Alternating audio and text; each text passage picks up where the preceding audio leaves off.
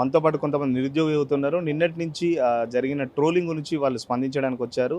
Brother ఏంటి ఏమైంది? నిన్నటి నుంచి ట్రోల్ చేస్తున్నారు మీ నిరుద్యోగులకు సంబంధించి. పర్సనల్ అటాక్ పోయింది. అసలు సమస్యను డైవర్ట్ చేస్తున్నారు. అసలు ఏంది ఇది? అన్న ఏ ప్రభుత్వం ఉన్నా డైవర్షన్ స్కీమే చేస్తుందన్న. అందులో వీళ్ళు ఇంకెక్కువ డైవర్షన్ చేస్తున్నారు. అసలు నిరుద్యోగుల గురించి మాట్లాడతారు, ఎవరు ఒకరు మాట్లాడుతూనే ఉంటారు, వస్తారు. అందులో ఆడపిల్లలు కాబట్టి అందరూ అయితే మొగోళ్ళు లెక్క వచ్చి మాట్లాడలేరు కదా. వాళ్ళ కుటుంబాలు ఉంటాయి.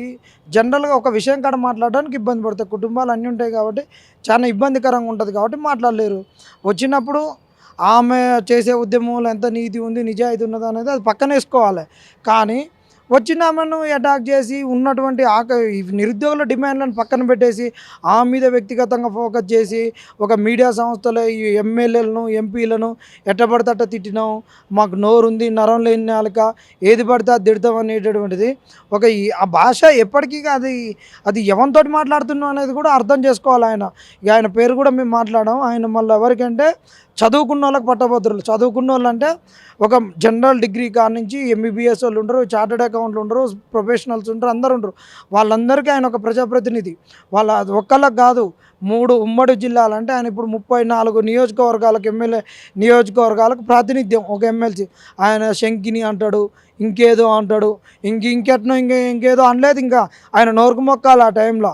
ఇంకేది పడితే అది మాట్లాడతాడు. ఇది ఇట్లా భాషా ప్రయోగం అనేటటువంటిది కాదు. తెలంగాణలో ఎట్లా ఉందంటే ఇప్పుడు పరిస్థితి మీడియా దగ్గర ఇక ఎదుటి వాడిని ఒక నోరు పారేసుకొని గలీజ్గా తిట్టడమే ఇది ఒక సోషల్ మీడియా జర్నలిజంలో ఇది కొంతమందికి ఒక ఫ్యాషన్ అయిపోయింది. అట్లా తిడితే ఒక ఎంటర్టైన్మెంట్ అయిపోయింది. వ్యూవర్స్ కూడా కొంతమంది దరిద్రంగా తయారయ్యారు.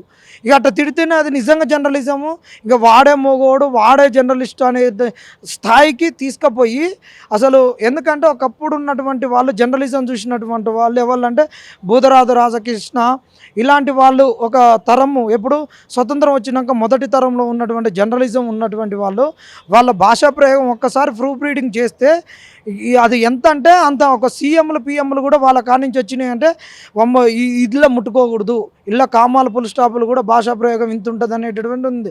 ఇప్పుడు నోటికి వచ్చినటువంటి భాష అల్లా ఎట్టబడితే అది మాట్లాడు, అది వ్యవహారికం అర్థం కాదు, తిట్టుడే అర్థం కాదు, ఇష్టం వచ్చినట్టు ఇది కరెక్ట్ కాదు, ఇది మంచిది కాదు చెప్తున్న ఎమ్మెల్సీ గారు మీరు తిట్లు బంద్ చేయండి. తిట్ల పురాణం కాదు, జర్నలిజంలోనే అది చెల్లదు. ఇప్పుడు మీరు గౌరవప్రదమైనటువంటి ఒక పోస్ట్లో ఉన్నారు, మీరు చట్టాలు చేయాల్సిన పొజిషన్లు ఉన్న వాళ్ళు, చట్టసభల్లో ఉండాల్సినటువంటి వాళ్ళు, ఇంతకన్నా మీకు ఎక్కువ చెప్పలేము. ఇంకొకటి ఇవాళ ఎక్కడన్నా పోయి నువ్వు ప్రెస్ మీట్ పెడుతున్నావు, ఏం పెడుతున్నావా? నువ్వు మా నిరుద్యోగుల పక్షాన గెలిచినావు, నిన్న మాకు ఏమి హామీలు ఇచ్చినావు? చాలా హామీలు ఇచ్చినావు, అవి నెరవేరినా? గెలవగానే గ్రూప్ 2 గ్రూప్ 3 పోస్టులను నేను పెంచి పోస్ట్పోన్ చేపిస్తున్నావు ఎమ్మెల్సీ ఎన్నికల వేళ. దాని తర్వాత గ్రూప్ 1 కూడా అప్పుడు ఎంప్లాయీస్ ఉన్నారు, పోస్ట్పోన్ చేపిస్తాం, అది కాలేదు. అన్నీ కాక రోడ్లు ఎక్కినావు. నిన్ననే డిఎస్సి వాళ్ళకు కూడా ఒక ఉచిత హామీ ఇచ్చినావు, 6 గ్యారంటీలకు ఒక గ్యారంటీ ఇచ్చినావు డిఎస్సి వాళ్ళకు. నిన్న రోడ్లెక్కి అందరూ భార్యాభర్తలు కూడా వచ్చారు డిఎస్సికి. అంటే భార్యాభర్తలు ఎగ్జామ్ ప్రిపేర్ అయ్యేటోళ్ళు ఇద్దరిని కొట్టిరు. ఇంకా దరిద్రం ఏంటంటే ఇక గోశాలలో గడ్డేసేటోళ్ళని కూడా గుంజుకొని పోయారు. చుట్టుపక్కల ఈ సులభ కాంప్లెక్స్లో నాకు లిటరల్గా చూసిన సులభ కాంప్లెక్స్లో మూత్రం పోసేటోని కూడా వాడు ఎంగుకు కనిపిస్తే వాడిని కూడా గుంజుకొచ్చి గోషమాల స్టేడియంలో వేసారు. ఇంత దరిద్రమైన సంఘటనలు జరిగినప్పుడు వాటి మీద స్పందించి పోలీసులు అతి ఉత్సాహం ప్రదర్శించారు. వాళ్ళ సమస్యలు జెన్యూన్ సమస్యలు, వీటిని నెరవేర్చాల్సిన బాధ్యత కాంగ్రెస్ పైన ఉంది. వీటన్నిటిని కూడా మనము ఒక ప్రతిపక్షంలో ఉన్నప్పుడు మాట్లాడినాము. ఈ మాటల వల్లనే ఈరోజు మనకు నిరుద్యోగులు అధికారం ఇచ్చిర్రు. ప్రభుత్వం మీరు ఎమ్మెల్యేలు మీకు తెలుసో తెలియదు, వీళ్ళు నన్ను బట్టలిప్పుతారు, వాస్తవాలు అడుగుతారు అనేటటువంటిది నువ్వు ఈరోజు ప్రభుత్వాన్ని నిలదీయాలి. ఎందుకు నిన్న అట్లా దుశ్చర్యలకు పాల్పడ్డారు? వాళ్ళు ఏమన్నా TR జైల్లో నుండి వచ్చినటువంటి దొంగలా లేకుండా ఉగ్రవాదులా? ఎందుకు వీళ్ళ మీద అట్లా చేస్తున్నారని మాట్లాడాల్సింది పోయి నువ్వు రాజకీయాలు 2 రాష్ట్రాల ముఖ్యమంత్రులని అదని ఇదని మాట్లాడడం అనేటటువంటిది అసలు కరెక్టే కాదు. ఇంకొకటి అమ్మాయి మీద మేము మాట్లాడవచ్చు, ఒక్కరితోటి ఆమెతోటి ఏదో అవుతుందని చెప్పేసి ఆమెను టార్గెట్ చేసి డైవర్షన్ చేసి ఇవాళ 30 లక్షల మంది నిరుద్యోగులకు ఉన్నటువంటి వాటిని చర్చించకుండా ఆమె రాజకీయ పార్టీ కూడా కాదు, ఆమె వల్ల వచ్చేది కూడా ఏం లేదు, ఆమెను టార్గెట్ చేసుకొని కాంగ్రెస్ వర్సెస్ ఆమె అన్నట్టు ఎందుకు చేస్తున్నారు? అసలు దీంట్లో ప్రధానంగా కాంగ్రెస్ పార్టీ లేవనెత్తింది ఏంటంటే మీ వెనకాల ప్రతిపక్షాలు ఉన్నాయి. అసలు దీనికి రాజకీయం ఎందుకు తోడవుతుంది? అసలు మీరు నిజంగా ఆస్పిరెంట్స్ కొట్లాడుతుంటే రాజకీయ పార్టీలు ఎందుకు వస్తున్నాయి మధ్యలో? అసలు రాజకీయ పార్టీలు అంటే ఏందనంటే ఇప్పుడు అధికార పార్టీ చేయనప్పుడే కదా ప్రతిపక్షం ఉండాల్సింది.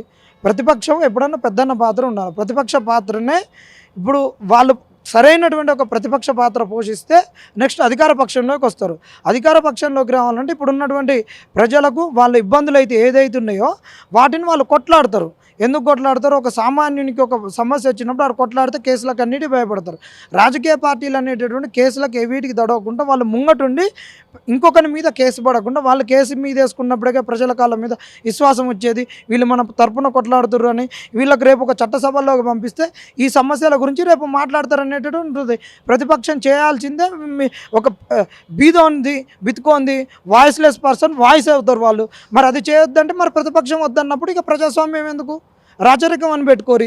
ఇది రాచరికం కాదు కదా. లేస్తేనే కాంగ్రెస్ అంటే ప్రజాస్వామ్యం, కాంగ్రెస్ అంటే ఇదే ప్రతిపక్షంగా ఉన్న కాంగ్రెస్ మిమ్మల్ని అందరినీ వాడుకుంది, బస్సు యాత్రలు చేయించింది, ఓట్లు వేయించుకున్నది. ఇప్పుడు మీకు ఇదే ప్రతిపక్షాలు సపోర్ట్ చేస్తుంటే ప్రతిపక్షాలు కుట్ర చేస్తున్నాయి, నిరుద్యోగులు ఎవరు లేరు, వాళ్ళ వెనకాల మొత్తం ప్రతిపక్షాలు ఉండి నడిపిస్తున్నాయి అని ఎట్లా అనిపిస్తుంది? ఖచ్చితంగా ఇప్పుడు ప్రతిపక్షం అనేటటువంటి పోయినసారి వాళ్ళు గుంజుకున్నారు మమ్మల్ని. వాళ్ళు మా కాడికి వచ్చారు, మేము పోలేదు. లైబ్రరీలోకి వచ్చారు, స్టడీ హాల్లోకి వచ్చారు, మీకు మేము అండదండలుగా ఉంటామన్నారు. వాళ్ళే కేసులు వేసిర్రు. గ్రూప్ 2.0 క్యాన్సిల్ అవ్వడానికి ప్రధాన కారణం కాంగ్రెస్ వాళ్ళే. బల్మూర్ వెంకట్ గారే కేసు వేసిర్రు, ఆయన వేసిండు. అక్కడి నుంచి ఢిల్లీకి వెళ్ళి ఎక్కడి నుంచో తీసుకొచ్చారు, పెద్ద పెద్ద అడ్వకేట్లను తీసుకొచ్చారు కదా. మరి ఈరోజు లీగల్ ఇష్యూస్ ఉన్నాయన్నప్పుడు మరి ఆ లీగల్ ఇష్యూస్ని రిజాల్వ్ చేయడానికి మరి కపిల్ సింబాల్నో వీరప్ప మొయిల్నో ఇంకా వేరే వాళ్ళని తీసుకొని రావచ్చు కదా. మరి ఎందుకు పెద్ద అడ్వకేట్లను తీసుకురావట్లేరు? ఈ ఉస్మాన్ యూనివర్సిటీలో చదువుకొని రాజకీయం చేసి వాళ్ళు రాజకీయం మేము కాదనట్లే, ఉస్మాన్ యూనివర్సిటీని కించపరచట్లే, అవమానపరచట్లే. కానీ వాళ్ళు లీగల్గా వీళ్ళంత గొప్పోళ్ళు కాదు కదా. మరి అలాంటి లీగల్ నాలెడ్జ్ ఉన్న గొప్పోళ్ళని కాంగ్రెస్ పార్టీలో ఉన్నారు. దేశంగా అంతర్జాతీయంగా వాదించేటటువంటి అడ్వకేట్లు ఉన్నారు. వాళ్ళని తీసుకొచ్చి ఈ లీగల్ ఇష్యూస్ని రిజాల్వ్ చేస్తే ఈరోజు మేము ప్రతిపక్షాల దగ్గరికి ఎందుకు పోతాం? పోయినసారి మీరే ప్రతిపక్షంగా మంచి ఈ హోదాను ప్రతిపక్ష పాత్ర నిర్వహించారు లాస్ట్ మూమెంట్లో నిరుద్యోగుల పక్షాన. కాబట్టి మీ మీద నమ్మకం ఉండి గెలిపించినాం. మరి ఈరోజు ప్రతిపక్షంలో ఉన్నప్పుడు మాట్లాడిన మాటలు ఈరోజు ఎందుకు మాట్లాడట్లేరు, ఎందుకు చేయట్లేరు? ఆ రోజు 1:100 కావాలని మీరే కదా మా కాడి నుంచి ఇన్పుట్స్ తీసుకొని ఇదే మానవతరాయన్న ఇక్కడ ఉన్నటువంటి బట్టి గారికి ఇప్పించింది, మాట్లాడిచ్చింది. మరి ఈరోజు ఎందుకు అంటున్నారు? ఆ రోజు 55 జీవోలో సామాజిక రిజర్వేషన్లు ఉన్నాయి. ఈరోజు సామాజిక రిజర్వేషన్లు పోయినాక కూడా 1:100 కావడం అనేటటువంటిది సమంజసమైనప్పటికీ కూడా మీరు మెరిట్ దెబ్బతింటున్నారు అంటున్నారు. ఒక్క నిమిషంలో చెప్తాం, మెరిట్ అనేది దెబ్బతిన్నదు. 100 పోస్టులు ఉన్న కాడ 50 పోస్టులు సామాజిక రిజర్వేషన్లు పోతే ఒక ఎస్సీలు ఇప్పుడు ఉన్నటువంటి 30,000 పోస్టులలో ఎస్సీలు కనుక ఒక 50,000 మంది, ఒక 10,000 మంది ఒకటి సెలెక్ట్ అయ్యారు అనుకో, 30,000 మందిలలో ఒక 7,000 మంది సెలెక్ట్ అవుతారు. ఖచ్చితంగా 30,000 పోస్టులలో ఒక 7,000 సెలెక్ట్ అయితే కింద వాళ్ళకు వచ్చేటటువంటి పోస్టులు ఎన్ని ఉన్నాయంటే ఒక 15 పోస్టులు ఉన్నాయి. 15 × 5 అంటే 7,500 కావాలి. ఈడ 10,000 సెలెక్ట్ అయ్యారు కదా. ఈ 7,500లకు సపరేట్ ఎస్సీలకు సెలెక్ట్ చేయాల్సిన అవసరం లేదు. 7,500 కావాల్సిన నెంబర్ కన్నా 10,000 సెలెక్ట్ అయ్యారు కాబట్టి ఆ ఓపెన్ ఉన్న వాళ్ళే ఈ కింది ఎస్సీ పోస్టులకు కూడా ఎలిజిబుల్ అని ఇచ్చేస్తారు. గతంలో 55 జీవో ఉన్నప్పుడు ఏంటంటే 10,000 ఎస్సీలు ఓపెన్లో ఉంటే ఆ 10,000తో పాటు ఇంకా ఈ పోస్టులకు 7,500 సెలెక్ట్ చేసేటోళ్ళు. అంటే ఎస్సీలు ఎంతమంది సెలెక్ట్ అయ్యేటోళ్ళు? 10 + 7,500 17,500 మందికి అవకాశం వచ్చేది. ఈరోజు నువ్వు 55 జీవోని తీసేసి 7,500 మందికి అవకాశాన్ని దూరం చేస్తున్నావు. ఇది న్యాయమా? ముందున్నది న్యాయమా? ఇప్పుడు అట్లా 10,000 మంది ఎస్సీలు ఉండడం వల్ల ఇక్కడ 7,500 మంది ఇంకా రావడం వల్ల ఓసీలకు దెబ్బ తగులుతుంది. ఓసీలు రాకపోవడం వల్ల మెరిట్ దెబ్బతింటుంది అంటున్నావు. ఎస్సీ వాడు మెరిట్లో వచ్చినా వాడు మెరిట్ కాదు వీళ్ళ దృష్టిలో. 10,000 మంది ఎస్సీ వాడు మెరిట్లో వచ్చినా కానీ మెరిట్ కాదు. ఓన్లీ అగ్రకులాల వాళ్ళు ఎవరైతే ఉన్నారో వాళ్ళు ఓపెన్లోకి వస్తేనే వాళ్ళే మెరిట్ అంట. ఇది ఎక్కడ దుర్మార్గం? ఈ చర్యను మాత్రం బయటికి తీసుకురారు. దీనిని మాత్రం ఈడ ఎస్సీ ఎస్టీ బీసీలము బహుజనం అనుకుని అన్నీ వేసుకొని తిరిగేటటువంటి వాళ్ళు మాత్రం రారు. వీళ్ళకు పదవులు రానప్పుడు ఎస్సీ గుర్తొస్తుంది, బీసీ గుర్తొస్తాడు, అంబేద్కర్ గుర్తొస్తాడు, పూలే గుర్తొస్తాడు, సావిత్రిబాయి పూలే వస్తారు. మమ్మల్ని అన్యాయం చేసింది అంటారు, ఎస్సీ ఎస్టీ బీసీలను వాడుకొని వదిలేసింది అంటారు, మమ్మల్ని ఒక ఖర్చిప్ లెక్క తూడ్చేసింది అంటారు. ఇగో ఇలాంటివి చేస్తున్నారు కాబట్టి మేము ప్రతిపక్షాల దగ్గరికి పోయినాము. ప్రతిపక్షాలను కూడా ఏమంటున్నాం? నిన్న మేము గోషమాల్ స్టేడియంలో కూడా అన్నాం, మీరు రాజకీయాలు మాకొద్దు, మీరు ప్రతిపక్షంగా వచ్చిర్రు మా దగ్గరికి, మీరు మాకు సపోర్ట్ ఇవ్వండి, మేము చేసేటప్పుడు జెన్యున్ సమస్యకు మీరు కండువాలు కూడా వేసుకోవద్దని చెప్పినాం. వేసుకొని వచ్చినటువంటి వాళ్ళ కండువాలు కూడా జోబులలో పెట్టుకున్నారు. ఉన్నంతసేపు ఆడ కండువాలను కూడా పెట్టనీయలేదు. మేమంతా నిబ్దతతోటి ఉన్నాం, మేము ఎవరి ట్రాప్లో పడట్లేదు. ఫండింగ్ చేస్తుంది అని చెప్పేసి మేము మొత్తం ఈ ప్రోగ్రామ్స్ అన్నిటికీ ప్రతిపక్షాలు ఫండింగ్ చేస్తున్నాయని చెప్పేసి కూడా కాంగ్రెస్ ఆరోపిస్తుంది. అలాంటిది ఏమన్నా ఉందా? అవును, ఇప్పుడు ఫండింగ్ అంటే ఎవరినైనా మేము పోయి అడుక్కుంటాం. మరి గతంలో మరి నువ్వు కేసు వేసినప్పుడు ₹1,00,000 నువ్వు ఎక్కువ వేసేసినావు బల్మూరి వెంకటన్న, మరి మిగతా కేసులలో నువ్వు వేసినావు కదా, అది ఫండింగ్ కాదా? అది ఏంటిది అవుతుంది? ఇది అది అయితేనే ఫండింగ్ కాదు, అది అయితేనే కేసుకు సహకారం. ఇలా మేము ఫండింగ్ దేనికి చేసుకుంటున్నాం? ఇలా నిరుద్యోగులందరికీ మేడలు వచ్చినాయి, అశోక్ నగర్లో నిరుద్యోగులందరికీ కాళ్ళు నడకన పోయేది కార్లు వచ్చినాయా? నిరుద్యోగులందరికీ ఇంకేమైనా వెహికల్స్ వచ్చినాయా? నిరుద్యోగులు అందరూ ఏమన్నా సూట్ బూట్ వేసుకొని తిరుగుతున్నారా? లగ్జరీలుగా అందరు పోయి ఓయోలలో కిరాయిలు తీసుకొని ఉంటున్నారా? ఏం మాట్లాడతారు? ఏమన్నది మాట మాట్లాడుతుందుకే ఏమన్నా బుద్ధి జ్ఞానం ఉండాలి. ఇప్పుడు అందరూ నిరుద్యోగులం, మీరే అన్నారు కదా, నిరుద్యోగులు అందరూ చితికిపోయిర్రు, వాళ్ళకు ఉద్యోగాలు రానిరి, వాళ్ళకు తింటందుకు కూడా తిండి లేదని మీరే అంటున్నారు కదా. గతంలో కూడా మీరే అన్నారు ₹5 భోజనం తింటుర్రు అని. మరి ₹5 భోజనం తినేటోనికి మరి ₹1,00,000 కేసేస్తుంది, క్యాన్ నుంచి డబ్బులు వస్తాయి. ఈ డబ్బులు ఎవరిని అడుగుతాడు? ప్రతిపక్షం వాడిని అడుగుతాడు, ఇంకోటన్నా బలిసినోడు ఉంటే సాయం చేసేటోడిని అడుగుతాడు, ఇంకోటన్నా ఇప్పుడు నీలాంటి వాళ్ళని కూడా అడుగుతాం. అన్న ఒక ₹100 ఇయ్య, ఒక 500 ఇయ్య, నీ సహకారం, రోజు మా బాధలు చూస్తున్నావు కానీ అడుగుతాం. అది అడిగితే ఇప్పుడు నువ్వు కూడా మాకు వెనక ఉండి మమ్మల్ని ప్రోత్సహించినట్ట. ఇది ఇది ఇది ఏంటంటే ఇది ఒక దుర్మార్గము. వాళ్ళు చేస్తే ఒక సంసారం, పక్కోడు చేస్తే వ్యభిచారం. ఇది తప్పు, ముప్మాటికి తప్పు. మరి నీకు కూడా బస్సు యాత్ర చేసినాగా, మరి ఆ పెట్రోల్ ఖర్చులు అవన్నీ ఓడి నుంచి వచ్చినాయి? మీ కాంగ్రెస్ ఏఐసీసీ వాళ్ళు ఇచ్చారు కదా, మరి మీరే అన్నారు కదా, మరి మీకు ఇచ్చిన డబ్బులు వాడుకున్నారు, నిరుద్యోగులకు ఇవ్వలేదని. మరి మీరు ఎందుకు ఇచ్చిర్రు చెప్పురి. మీరు మాకు ఇచ్చి పంపించారు కదా, బస్సులు పెట్రోలు అవన్నీ ఇచ్చి పంపించారు కదా. ఒకవేళ మరి మీరు ఇవ్వకుండా మరి మేము వేరేటోని అడుక్కోవాలి కదా. మరి అడుక్కున్నప్పుడు అదా మీరు చేసేది అయితేనేమో అది, వేరే చేస్తే అది. ఎవడు ఇదంతా ఏంటంటే మొత్తం ఒక ట్రాప్ చేసి ఒక అంత సమాజాన్ని, తెలంగాణ పౌర సమాజాన్ని నిరుద్యోగులకు వ్యతిరేకంగా చేయాలి. వీళ్ళు చేసేటటువంటి అంశాలు ఏది ఉండొద్దు. ఎందుకయ్యా అంటే వీళ్ళు ఖచ్చితంగా గ్రూప్ 1లో పోస్టులు అమ్ముకున్నారు. ఆ పోస్టులు కూడా కాంగ్రెస్ నాయకులకు కావాల్సిన అన్నోళ్లకు కొత్త అప్లికేషన్స్ అవకాశం ఇచ్చి వాళ్ళు అమ్ముకునే అంటున్నారు, మీరు అంటున్నారు, ఇంకొంతమంది కూడా అన్నారు. బల్మూరి వెంకట్ దానికి సంబంధించి మన సాక్ష్యాలు ఉన్నాయా? వాళ్ళ దగ్గర ఎలాంటి సాక్ష్యాలు ఉన్నాయో తీసుకొస్తే నేను మాట్లాడతాను అంటున్నాను. ఇప్పుడు సాక్ష్యాలు అనేటటువంటి మరి నువ్వు మరి పోయినసారి అమ్ముకున్నారు బీఆర్ఎస్, ఈయన అమ్ముకున్నాడు అన్నారు, కేటీఆర్ అన్నావు, ఆయన అన్నావు, ట్విట్టర్ టిల్లు అమ్ముకున్నాడు అన్నావు, ఆయనకి ఏదేదో పేర్లు పెట్టి నువ్వు అమ్ముకున్నావు అన్నావు కదా. అమ్ముకున్నావు అని చెప్పినోని నువ్వే కదా. మరి సిబిఐ కేసు వేసినోని నువ్వే కదా. మరి సిబిఐ కేసు ఇంతవరకు ఎందుకు ఓపెన్ చేయలేదు? సిబిఐ కేసులో ఉన్న మర్మాలు ఎందుకు తేల్చలేదు? ఫోరెన్సిక్ ల్యాబ్ రిపోర్ట్ ఎందుకు తేల్చలేదు? నువ్వే గ్రూప్ 4 మీద కేసు ఏమన్నావు, కేసు వేసినావు, మరి ఆ కేసును ఎందుకు పట్టించుకోవట్లేదు? నువ్వు ఇదే సిడిపి వాళ్ళ కేసు వేసినావు, మరి ఆ కేసును ఎందుకు తోడట్లేదు? నువ్వు అన్నావు కదా, ఆరోపించినావు కదా, ఇదే రేవంత్ రెడ్డి పోయింది కదా సిబిఐ కేసు గురించి. అదే మరి నీ సిబిఐ మీద కేసు వేసినప్పుడు నా మీద నన్ను అక్రమంగా నన్ను ఇళ్ళకు లాగినవని ఇదే కేటీఆర్ గారు ఆయన మీద ఇజ్జత్ దావా కేసు వేసిండు కదా. ఇజ్జత్ దావా మీద కేసు వేసినప్పుడు 100 కోట్లు వేస్తే కేటీఆర్ నీ బతుకు నీ విలువ 100 కోట్లే అని తిట్టినావు కదా. ఇదే మేము పెట్టిన ప్రెస్ క్లబ్కి వచ్చి. మరి అన్నింటిని ఎందుకు ఓపెన్ చేసి మరి వాళ్ళు ఉన్నారు లేదేంది నిజాలు ఎందుకు నిగ్గు తేల్చట్లేవు? అధికారం ఉన్నాను నువ్వే నిగ్గు తేల్చట్లేవు, మరి మేము ఎట్లా తెలుస్తాం? మరి మాకు యాక్సెస్ నీకు అంత దమ్ముంటే నువ్వు నిన్న బార్కెట్లు పెట్టుకోకుండా మరొక వాగా బార్డర్ని క్రియేట్ చేసినావు. ఆ వాగా బార్డర్ క్రియేట్ చేయకుండా మా సత్తా ఏందో మా దమ్మేందో చూపిద్దాం. ఇవాళ ఎందుకు మురుసుకుంటున్నావు? నువ్వు అందరూ బ్యారికేడ్లు పెట్టినా, ఎన్ని పెట్టినా కానీ, కంచెలు పెట్టినా, ఎన్ని నిర్బంధాలు మాకు ఇచ్చినా కానీ మేము మిడతల దండులకు ఒకడు పోయేసరికి ఒకడు ఆడ సిపిలు అడిషనల్ సిపిలో పరిశాన్ అవుతారు. ఓ నీ అమ్మ వీళ్ళు ఎక్కడి నుంచి వస్తారు, నాయన ఒకటి పోగానే ఒకటి వస్తున్నాడు, ఇటు నుంచి పోతే అటు నుంచి పోతే ఇటు నుంచి అని. నువ్వు ఏఈ పెట్టుకోకుండా పోయినసారి నువ్వు మెట్రోని కూడా పని చేసుకున్నావు. మెట్రో దగ్గర ఎంతమందిని పోలీసు ఫోర్సును పెట్టుకున్నావు? ఇది నువ్వు సిగ్గుపడాల్సిన అవసరం. నువ్వు మెట్రో కాడ ఎప్పుడైతే పోర్సును పెట్టుకున్నావో, మెట్రో కాడ ఎప్పుడైతే నువ్వు స్టూడెంట్ అని డౌట్ వచ్చి నువ్వు ఆపినవో అప్పుడే మీ విజయం సాధించినావు నైతికంగా. చెప్పండి బ్రదర్, నిన్న ముఖ్యమంత్రి ప్రకటన కూడా చూస్తున్నాం, ఏదో లీగల్ కాంప్లికేషన్స్ ఉంటే పోస్టులు పెంచుడు కొంచెం అసాధ్యం అన్నట్టు వచ్చింది ప్రకటన. పోస్టులు పెంచడము లీగల్ కాంప్లికేషన్స్ అని దానికి ముడిపెట్టిర్రు. తర్వాత 1:100 దాన్ని కూడా ముడిపెట్టారు. లీగల్ కాంప్లికేషన్ వాళ్ళ కాడ ఏజీ లేడా? వాళ్ళ కాడ అసలు నిన్న మీటింగ్కి ఎవరు వచ్చారు? చనగాని దగ్గర ఆయనకేం తెలుసు? బల్మూరి వెంకట్, ఇంకా రియాజ్ సారు, ఇంకా ఎవరెవరు వచ్చారు? అసలు లీగల్ ప్రొఫెషనల్ నాలెడ్జ్ ఉన్న వాళ్ళని తీసుకపోతే కదా పక్కన కూర్చోబెట్టుకుని సుప్రీంకోర్టు లాయర్నో, ఏజీనో, లేదంటే ఇంకెవరినో పక్కన. అసలు ఏంది పరిస్థితి? అరే 11 నెలల తర్వాత వచ్చింది 1:100 అని అంత లీగల్ కాంప్లికేషన్ అని చిక్కులు ముడి పెడతారు. మరి ఇంతకుముందు బ్రదర్ చూపించినట్టు గ్రూప్ 3 పోస్టులు పెంచుతాము, ఖచ్చితంగా పెంచుతామని మీ అఫీషియల్, మీ ఆస్థాన మీడియా V6లో వచ్చింది కదా. మరి వాళ్ళ పోస్టులు పెంచమనంటే అశోక్ నగర్లో 144 కర్ఫ్యూ సెక్షన్ ఎందుకు పెడుతున్నారు? అసలు నిన్న ఏమన్నా మీడియా, అసలు ఏం మీడియా, పనికిమాలిన మీడియా.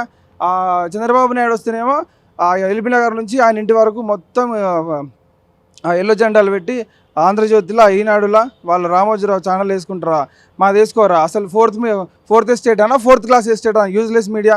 అసలు నిన్న ఒక నమస్తే తెలంగాణ తప్ప వేరే ఏళ్ళ కవర్ అయింది? అసలు బ్యానర్ ఐటమ్ వచ్చిందా? మా వాళ్ళని ఎంత నిర్బంధానికి గురి చేస్తే మా జనార్దన్ నుంచి మేము మొదలు పెట్టుకొని చాలామంది మా విద్యార్థి నిరుద్యోగ నాయకులు అంతమంది నాకు అంతగానం చేస్తే కనీసం బ్యానర్ ఐటమ్ కూడా వేయరా మీరు? ఇంత దౌర్భాగ్యం. అసలు చాలామంది ఫోన్ చేస్తున్నారు, ఏంది కనీసం ఒక ప్రింట్ మీడియాలో కూడా వేయలేదని. నేను రిక్వెస్ట్ చేస్తున్నా, I appeal to all the media, దయచేసి మీరు మా ఇంతమందికి V6 ఛానల్ మేము 6 నెలల క్రితం వరకు వాళ్ళు ఒకటే రాగానే మేము ఏడ కనిపిస్తాడు సార్ నిరుద్యోగులు చెప్పండి అని మా మూతికాడ మీడియా పెట్టేది. మరి ఇప్పుడు నిన్న అంతగానం జరిగితే కనీసం వచ్చిందా వెలుగు? V6 వెలుగులో లేదు, V6లో లేదు. అంటే మీరు ఏం హైడ్ చేద్దాం అనుకుంటున్నారు? మీరు ఎంత హైడ్ చేసినా ఇది హైడ్ అయ్యే పని కాదు. మీ సోషల్ మీడియా ఉంది, మేము దాన్ని కూడా వాడుకుంటాం. దయచేసి మీరు V6 ఛానల్ని స్పెసిఫిక్గా చెప్తున్నా, మీరు మా సమస్యలు ప్రస్తావించండి సీఎం గారితో.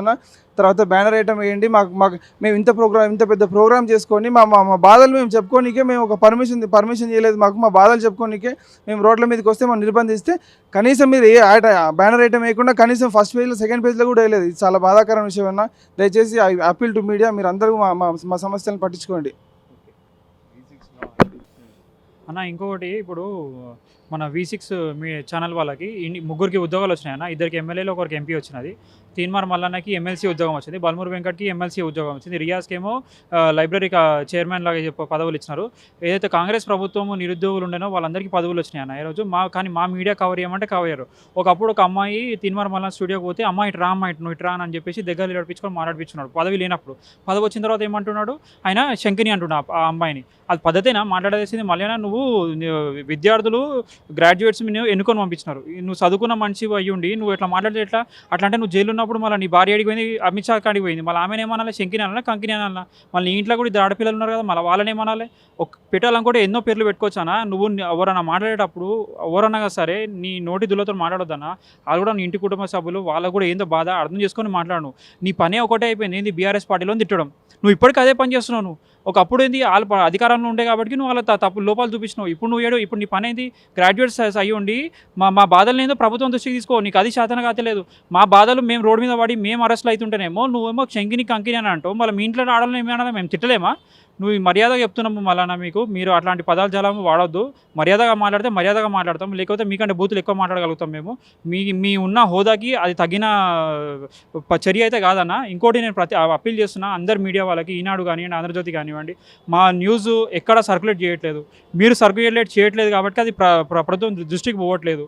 సో V6 కానీ, ఈనాడు కానీ, ఆంధ్రజ్యోతి కానీ, మీకు ఈ చంద్రబాబు నాయుడు గారి మీద ఉన్న ఫోకస్ విద్యార్థులు, ఇక్కడ 30 లక్షల ఉన్న విద్యార్థులు, వాళ్ళ బాధలు, వాళ్ళ కష్టాలు, TSPSC ముట్టడికి చేస్తే వాళ్ళని ఎట్లా అరెస్ట్ చేసి ఏంది, ఇవన్నిట్లను ప్రచురించడంలో అసలు మీరందరూ అటర్ ఫ్లాప్ అవుతున్నారన్న.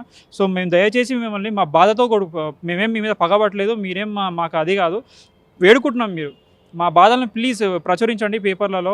మా బాధను అందరు రాష్ట్రం ప్రజలకు అందరికీ తెలిసేటట్టు చేయండి. మీ వంతు సాయం మీరు చేయండి. అందరూ కదిలి రావాలి, ప్రభుత్వం దిగి రావాలని మేము కోరుకుంటున్నాం. ఎందుకంటే ఇదే ప్రభుత్వం ఇదే హామీలు లాస్ట్ టైం ఇచ్చింది, ఇప్పుడు నెరవేర్చట్లేదు. మేము కోరుకునేది సింపుల్ డిమాండ్స్, వాళ్ళు ఇచ్చిన హామీలే మేము కోరుకుంటున్నాం అన్న. కానీ ఇలాంటిది మాత్రం చేయొద్దని చెప్పేసి నేను మీడియా వాళ్ళకి కోరుకుంటున్నా. తీన్మార్ మల్లన్న కొంచెం మర్యాదగా మాట్లాడాలని కోరుకుంటున్నా. ప్రజలందరూ మాకు సపోర్ట్ చేయాలని కోరుకుంటున్నాను. Thank you.